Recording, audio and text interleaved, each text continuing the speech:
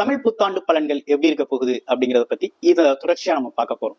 அப்ப தமிழ் புத்தாண்டு அப்படின்னு எடுத்துக்கிட்டோம்னா இதுவரையும் பார்த்தோம் அப்படின்னா சோபகிருது வருடம் இருந்து வந்தது. இப்ப பார்த்தோம்னா குரோதி வருடம் அப்படிங்கிறது ஆரம்பிக்க போகுது. சித்திரை 1ஆம் தேதி குரோதி வருடம் ஆரம்பிக்க போகுது. 37 அதாவது 1ல இருந்து 60 வருடங்கள் தமிழ் வருடங்கள் இருக்குது.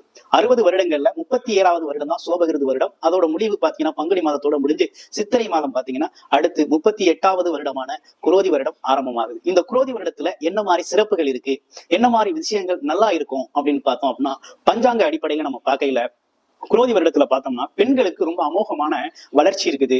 தங்கம் விலை ஏற்றம் அப்படிங்கிறது ரொம்ப தங்கம் சார்ந்த விஷயங்கள் எல்லாமே ஒரு அமோகமான வெற்றி அடையக்கூடிய காலகட்டமா இந்த குரோதி வருடம் இருக்குது. அது இல்லாம டெக்னாலஜி துறைகள், ஆர்டிபிஷியல் இன்டெலிஜென்ஸ் அப்படின்னு சொல்லக்கூடிய டெக்னாலஜி, கணினி துறைகள், கம்ப்யூட்டர் துறைகள்லாம் பாத்தீங்கன்னா ஒரு பிரம்மாண்ட வளர்ச்சியை சந்திக்கக்கூடிய ஒரு அருமையான வருடமாக இந்த வருடம் இருக்குது. என்ன மாதிரி விஷயங்கள் இந்த வருடங்கள் சிறப்பு இல்லாம இருக்குது அப்படின்னு பார்த்தோம் அப்படின்னு கேட்டீங்கன்னாக்க இந்த வருடத்தை பொறுத்தளவுல என்ன மாதிரி இருக்குன்னா தொழிலாளர் போராட்டங்கள் அப்படிங்கிறது விஷயங்கள்லாம் இருக்க போகுது. அதே போல பாத்தீங்கன்னா தீவிரவாதங்கள், நிலநடுக்கம், தேவையில்லாத நேரத்துல அதிகப்படியான மழை, தேவைப்படுற நேரத்துல மழை இல்லாம போறது, இந்த மாதிரி விஷயங்கள்லாம் இருக்குது. அது இல்லாம பார்த்தோம் அப்படின்னு கேட்டீங்கன்னாக்க வேற பாத்தீங்கன்னா அரசியல் துறையில இருக்கவங்களுக்கு போதுமான அளவுல ஒரு வரவேற்பு இல்லாத நிலை, பதவிகள் பாத்தீங்கன்னா இந்த காலகட்டத்துல பறிபோகக்கூடிய சூழ்நிலைகள், உயர் பதவியில இருக்கவங்களுக்கு ஒரு கடுமையான சிக்கல்கள், இந்த மாதிரி விஷயங்கள்லாம் இந்த குரோதி வருடத்துல ஏற்படுது. இந்த குரோதி வருடத்தை பொறுத்தவரையில தலைமை பொறுப்புல இருக்கிறவங்க அவங்களுக்கு ஆட்சியாளர்களுக்கு கெட்ட பெயர், இந்த மாதிரி விஷயங்கள்லாம் நடக்கக்கூடிய ஒரு விஷயங்களாக இந்த விஷயம் இருக்கு. விளையாட்டுத்துறை, அதே போல வாகன விபத்துக்கள், இந்த மாதிரி விஷயங்கள்லாம் ரொம்ப கவனமா இருக்க வேண்டிய வருடமாக இந்த குரோதி வருடம் அப்படிங்கிறது அமையுது. குரோதி வருடத்தை பொறுத்தவரையில செவ்வாய் தான் பாத்தீங்கன்னாக்க ராஜாவாக வந்திருக்கிறாரு. அது மட்டும் இல்லாம சனி பகவான் மந்திரியா இருக்கிறார். அப்ப இந்த காலகட்டம் பாத்தீங்க அப்படின்னா மிகச்சிறந்த பலன்களை ஒவ்வொரு ராசிக்கும் இந்த காலகட்டத்துல இந்த குரோதி வருடத்துல சிறப்பு ஒரு தனி சிறப்பான பலன்கள் இந்த வருடத்துல உண்டு. அதை நம்ம தொடர்ச்சியா உங்க ராசிக்கு எப்படி இருக்கும் அப்படிங்கிறத இப்ப பார்க்கலாம். விருச்சிக ராசி நேயர்களுக்கு இந்த குரோதி வருட தமிழ் வருட பிறப்புல என்ன மாதிரி பலன்கள் இருக்குது அப்படிங்கிறத பார்க்க போறோம். இந்த வருட பலன்கள் எப்படிப்பட்ட வகையில விருச்சிக ராசிக்கு அமைய போகுது அப்படின்னு பார்த்தோம்னா இப்ப ராசி அதிபதி பாத்தீங்கன்னா இந்த வருடத்துல உங்களோட ராசி அதிபதி தான் குரோதி வருடத்துல ராஜாவா வர்றாரு பஞ்சாங்கத்தின் அடிப்படையில. அப்ப ராஜா வீட்டுக்கு சொந்தக்காரரா நீங்க இருக்கிறீங்க. அப்ப உங்களோட வாழ்க்கை என்ன மாதிரி இந்த தமிழ் புத்தாண்டு மாற்றங்கள் இருக்க போகுது, முன்னேற்றங்கள் இருக்க போகுது அப்படிங்கிறத பார்ப்போம். ராஜா நினைச்சாரு அப்படின்னா எல்லாமே அவர் வசம் கிடைக்கக்கூடிய ஒரு வாய்ப்பு இருக்குது. அது இல்லாம ராஜாவுக்கு மந்திரி யாரா வர்றாரு அப்படின்னு பார்த்தோம் அப்படின்னா சனி பகவான் வர்றாரு. சோ இப்படிப்பட்ட அமைப்புகளோட தான் இந்த புது வருடம் தொடங்குது. இப்ப உங்களோட ராசிநாதன் எப்படி இருக்கார் அப்படிங்கிறத பார்ப்போம். உங்களோட ராசிநாதன் பாத்தீங்கன்னா 4ஆம் இடத்துல ஆட்சி பெற்ற சனி பகவானோட அமர்ந்திருக்கிறார். இந்த அமைப்பு தான் பாத்தீங்கன்னா இருக்குது.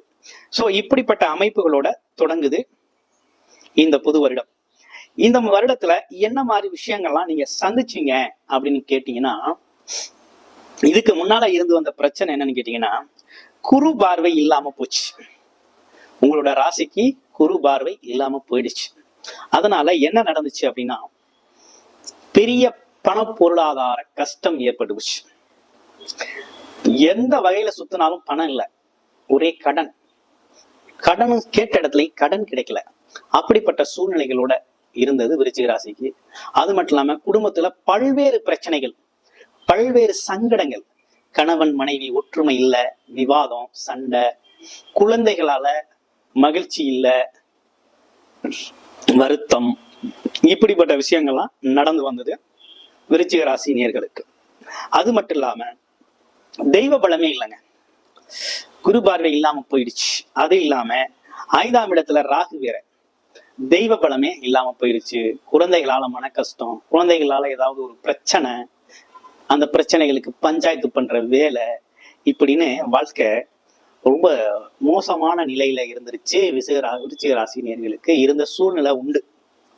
எல்லாருக்கும் சொல்ல முடியாது. தசாபுத்தியில ரொம்ப வலுவான தசாபுத்தி அமைப்புல இருந்தவங்களுக்கு எல்லாம் நல்லதே நடந்திருக்கும். கொஞ்சம் வலு குறைந்த தசாபுத்தி, அதாவது தசாபுத்திகள்ல கிரகநிலை மாற்றம், தசாபுத்தி பத்தாம இருந்தவங்களுக்கு எல்லாம் பாத்தீங்கன்னாக்க இந்த மாதிரி சூழ்நிலைகள் ஏற்பட்டு இருந்தது. ஆனா இதுக்கெல்லாம் மாற்றம் தரும் வகையில இந்த குரோதி வருடம் அமைஞ்சிருக்குது. எப்படி அமைஞ்சிருக்கு அப்படின்னு கேட்டீங்கன்னா மே 1ஆம் தேதி சித்திரை 18 குரு வந்து பாத்தீங்கன்னாக்க மேச ராசியிலிருந்து ரிஷப ராசிக்கு பயிற்சி ஆகுறார். பெயர்ச்சி பெற்ற குரு சமசப்தமாக 7ஆம் பார்வையாக விருச்சிக ராசியை பார்க்கிறார்.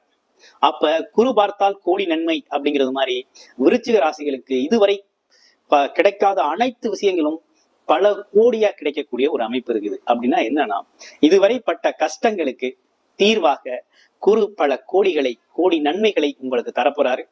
அந்த கோடி நன்மைகள் என்னென்ன விஷயங்கள்லாம் உங்களுக்கு கிடைக்கும் அப்படிங்கிறதையும் நம்ம பார்க்க போறோம். இப்ப குரு பயிற்சியால உங்களுக்கு பாத்தீங்க அப்படின்னு கேட்டீங்கன்னாக்க, திருமணத்திற்காக வெயிட் பண்ணிட்டு இருந்தவங்களுக்கு எல்லாம் திருமணம் நடக்கக்கூடிய ஒரு காலகட்டம்.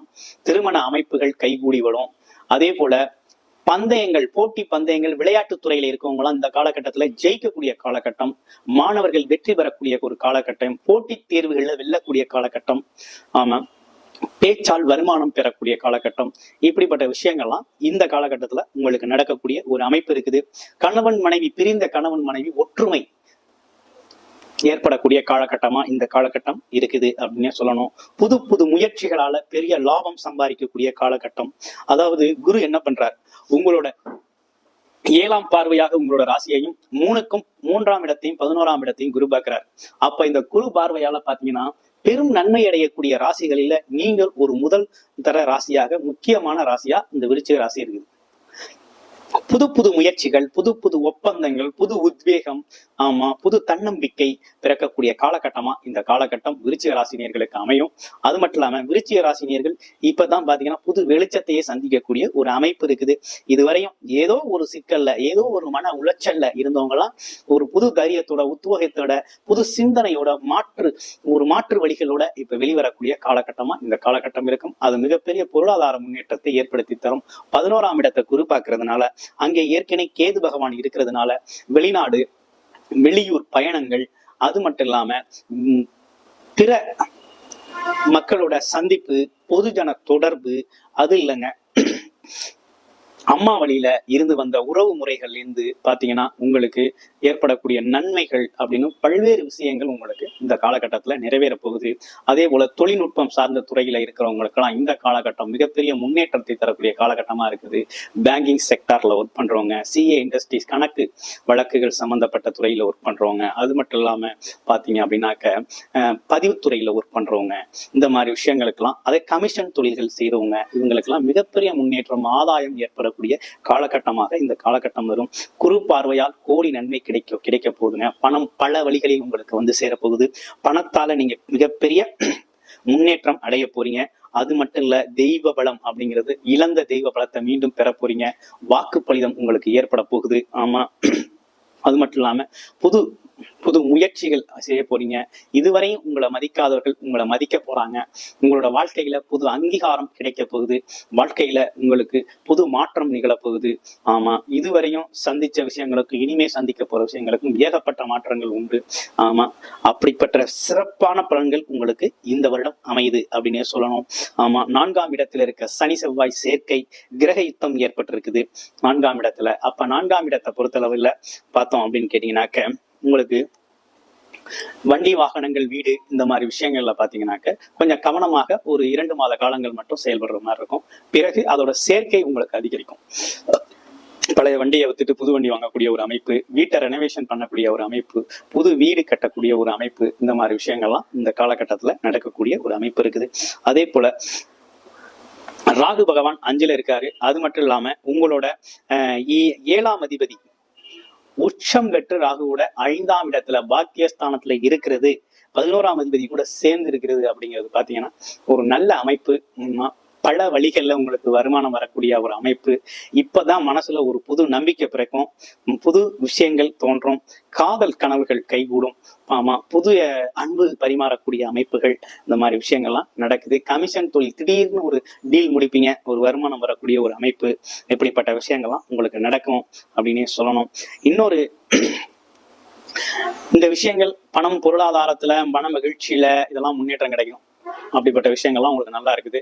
அதே போல திருமணம், சுப நிகழ்வுகள், குழந்தை பாக்கியம், திருமண பாக்கியம், ஆமா, குழந்தைகளுக்கு திருமண பாக்கியம் செய்யறது, இந்த மாதிரி விஷயங்கள், இடம் வாங்குறது, வீடு கட்டுறது, தொழில் செய்யறது, இப்படிப்பட்ட விஷயங்கள் எல்லாம் நல்லா இருந்தாலும் ஒரு சின்ன விஷயங்கள் மட்டும் உங்க வாழ்க்கையில தற்காலிகமா சிறு பிரச்சனைகளை உருவாக்கும். இந்த வருடத்துல. அது என்ன மாதிரி விஷயங்கள் அப்படின்னு பார்த்தா, குரு தனித்து இருந்து உங்களோட ராசியை பார்க்கறதுனால, ஆமா, கணவன் மனைவி அப்படிங்கிறதுல கருத்து வேறுபாடுகள் அப்பப்ப வந்து நீங்கும்.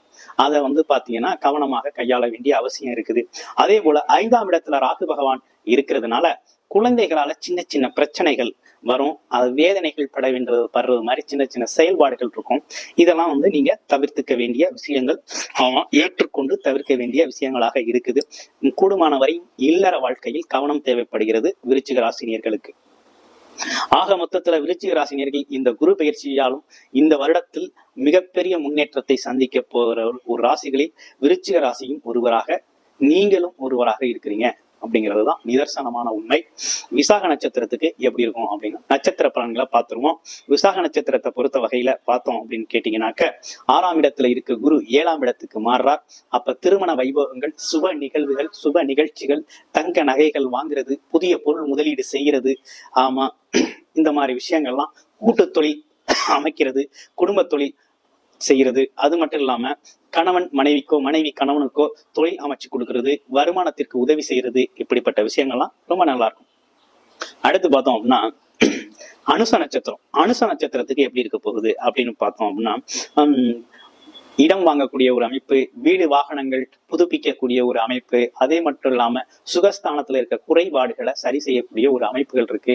வீட்டுக்கு தேவையான அலங்கார பொருட்கள், வீட்டு மனை யோகம் அப்படிங்கிறது அமையுது. காளிமனை வாங்கலாம். இந்த மாதிரி விஷயங்கள்லாம் இந்த காலகட்டத்துல ரொம்ப நல்லா இருக்கு. அடுத்து பார்த்தோம் அப்படின்னா கேட்டை நட்சத்திரத்துக்கு எப்படி இருக்கு அப்படிங்கிறத பார்க்க போறோம். கேட்டை நட்சத்திரத்தை பொறுத்த வகையில பார்த்தோம் அப்படின்னாக்க, உங்களோட ராசியிலிருந்து பார்த்தோம்னாக்க 8க்கும் 11க்கும் உடையவர் எங்க இருக்காரு அப்படின்னா 5ல இருக்கார். திடீர் அதிர்ஷ்டம் ஏற்படக்கூடிய ஒரு அமைப்பு இருக்குது. இனம் தெரியாத நபர்கள் உங்களுக்கு உதவி செய்யக்கூடிய அமைப்பு இருக்குது. அது மட்டும் இல்லாம பெண்கள் ஒரு பெரிய முன்னேற்றம் உங்களுக்கு ஏற்படக்கூடிய காலகட்டமாக இந்த காலகட்டம் உங்களுக்கு அமையும்.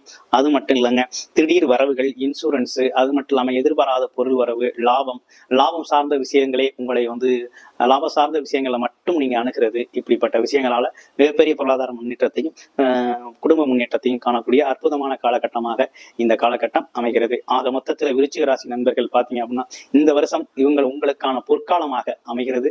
வாழ்த்துக்கள், புத்தாண்டு நல்வாழ்த்துக்கள் விருச்சிக ராசி நண்பர்களே.